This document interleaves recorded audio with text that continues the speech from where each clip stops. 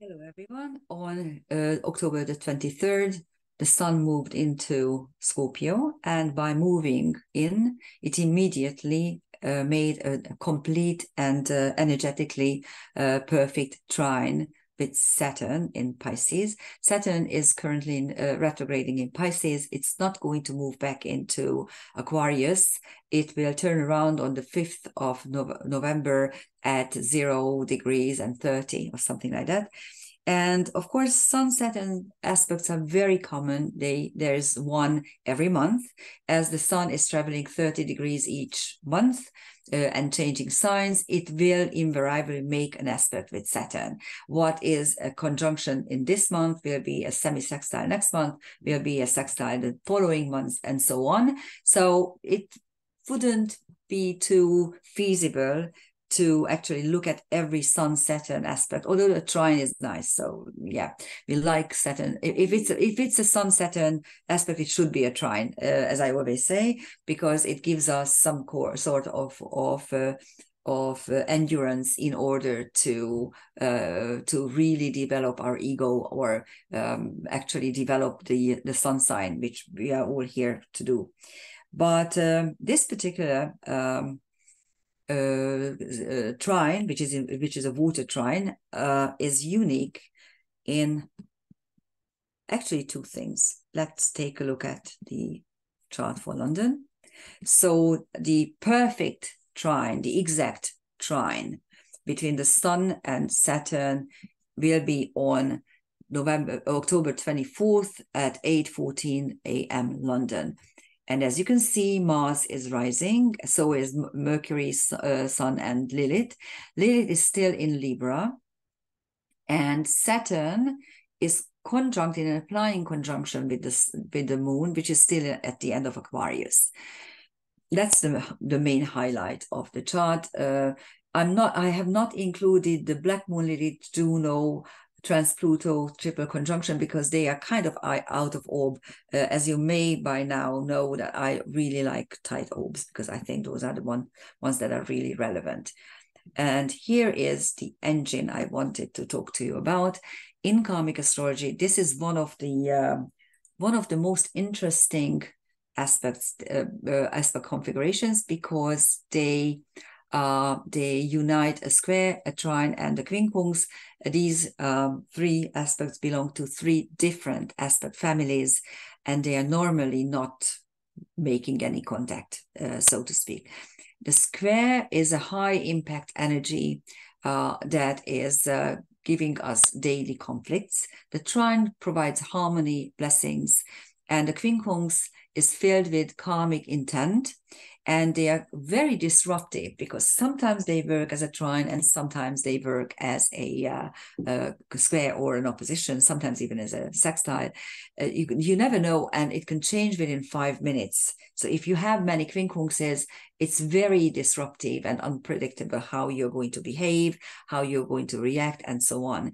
I did make a video on bidirectional quincunxes, because when you see bidirectional, those really almost invariably work as trines, except for the Saturn quincunxes. Saturn quincunxes are always karmically pegged, and we can't say that they work perfectly. Anyhow, this is these are the placements, and this is what makes this particular trine unique, because the Sun, Saturn, and Sedna is retrograding at 0 degrees 18 in Gemini, are making this fixed water engine. According to Judy Hall, fixed squares denote deeply ingrained situations, difficulties, burdens, baggages that the native has not even touched or tried to resolve. And this particular square is between Saturn and Sedna. Sedna is creation through dissection. And it usually works as a Lego, and when you play with your child or with your grandchild with a Lego, and things are falling apart, or the child is taking them apart, and all of a sudden it becomes a little bit dysfunctional, then what we do is we take the whole structure apart and recreate another structure. And this is exactly what Sedna stands for. It is creation through dissection. It means that you can actually look at the non-working segments of your life and throw out those portions, those particles, and create a new workable method out of the bits and pieces. And Saturn, of course, wants to keep everything as it is. Saturn represents the status quo, of course, also burdens and baggages and tasks and duties and chores and difficulties, but also status quo. And Sedna, Saturn square could be described as the need to restructure stuff, but on the other hand, Saturn doesn't allow this. This is a monodirectional square. Both celestial objects go backward, are retrograde, so it's very, very strong. Whereas the Saturn Sun trine, which is perfect by degree, second, minute, and also by energy, because both celestial objects are in Scorpio. Even the Sun is fully submerged in Scorpio because it's 0 degrees 37. You might know that the sun disk has a diameter of 32 minutes of an arc. So when you see 0.37, you can be sure that the whole thing moved into Scorpio. And the problem here is that Saturn is retrograde. So this is a bidirectional trine, and any bidirectional aspect works in a different way, a little bit different. Trines are harmony and blessing, but when they are bidirectional, you might question it. You might not believe in it. You might be not absolutely sure that this is really a blessing. And if you take a look at the two other celestial objects, the moon is right at the very end of Aquarius, and Lilith is right at the very end of Libra. You can see how the degrees are. So actually, we do have a perfect air trine here, Lilith, between the Lilith and the moon. Lilith means revolt against injustice. The moon is the spiritual essence. It also denotes the masses, the people, okay, without power. And this means that, yes, the people want to revolt. They really would love to revolt. And there's good reason for it, and sensible reasons, air sign. But they are occurring in an energetic position, which means they are stuck. They are unable to move. If you ever see energetic placements, it always indicates that the native was unable to reconcile that archetype or move forward with that archetype or resolve it in any way, shape, or form. So this is a perfect trine, but it is energetic. So the problem with it is that it's not moving anywhere really. And the water trine between the Sun and Saturn is bidirectional. So it's really interesting. And also because this is a water trine and an air trine, and air and water, thinking and feeling, are mutually exclusive as psychological modes. Interestingly enough, you are either rational or completely irrational, because you go after your feelings. Again, so if you look at this, it's a very interesting structure, not to speak of the fact that both luminaries are very prominent. So they illuminate and highlight the whole thing. The sun provides consciousness, and the moon provides spiritual insight into the structure. Let's take a look at the transcendental objects very, very quickly. The sun is finally shining. I don't know where to sit so that my eyes are not completely blocked by the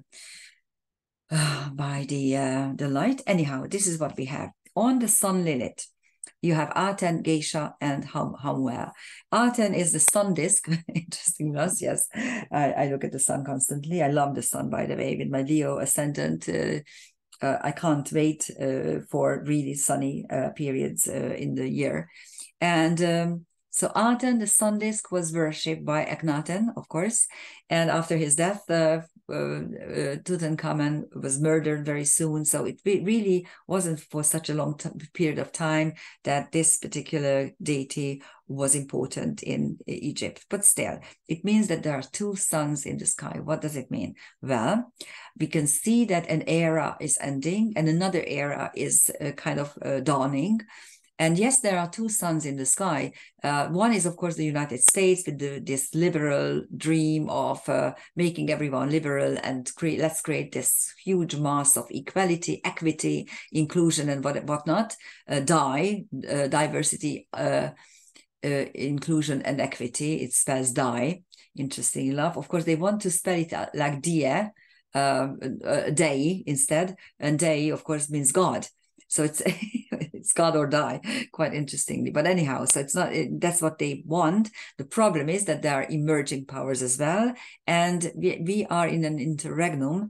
And this could mean 100-year war. This could mean a decade of war. Which is very, very possible, unfortunately. But of course, it will bring us a lot of suffering, and I don't really see the end of it, to tell you the truth. Geisha, of course, is the old,